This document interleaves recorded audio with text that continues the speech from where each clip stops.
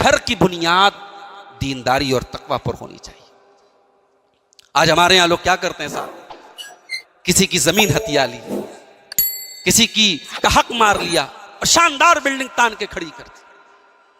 آدمی دھوکہ کھا جاتا، صاحب اس کی بلڈنگ تو بڑی شاندار ہے، اس کا گھر تو بڑا ہے، اس کی بنیاد کس چیز پر ہے؟ فراڈ پر ہے، دھوکے پر ہے، مکاری پر ہے۔ وہ جھوپڑی جس کی بنیاد ایمانداری اور خون پسینے کی کمائی پر ہو، اس بلڈنگ سے بہتر ہے جس بلڈنگ کی بنیاد بے ایمانی اور 420 پر ہو۔ میرے بھائی،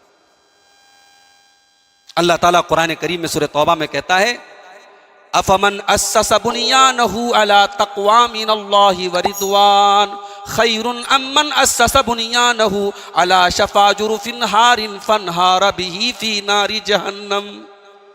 میرے بندو، دو بلڈنگیں ہیں، ایک بلڈنگ کی عمارت کی بنیاد تقوی کے اوپر ہے اور اللہ کی رضا کے اوپر ہے، اور دوسری بلڈنگ کی بنیاد ایک گہری کھائی کے اوپر ہے۔ وہ گہری کھائی کے کنارے وہ بلڈنگ کھڑی ہے اور کبھی بھی جہنم کی آگ میں گر سکتی ہے۔ اب تم بتاؤ کہ دونوں بلڈنگوں میں سے کون بلڈنگ بہتر ہے؟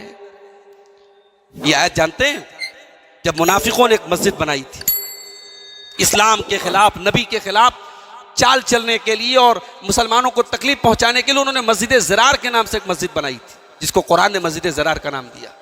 اس مسجد کا جب ذکر کیا اللہ نے تو یہ قرآن کی آیت نازل کہ دو بلڈنگیں ہیں، ایک وہ بلڈنگ ہے، ایک وہ عمارت ہے جو مسجد قباء کی شکل میں یا مسجد نبوی کی شکل میں، جس کی بنیاد نبی نے رکھی تھی تقوی کی بنیاد پر اور اللہ کی رضا کی بنیاد پر، اور ایک ان کی مسجد جو انہوں نے بنائی تھی منافقت کی بنیاد پر اور مسلمانوں کو تکلیف پہنچانے کی بنیاد پر۔ تو اللہ نے کہا بتاؤ دونوں میں کون بہتر ہے؟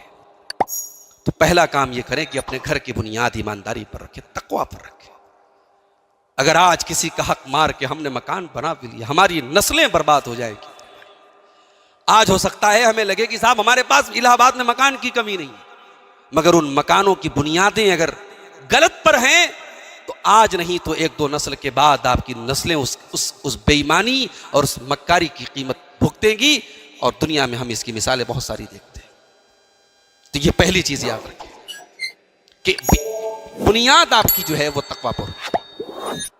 دوسری چیز،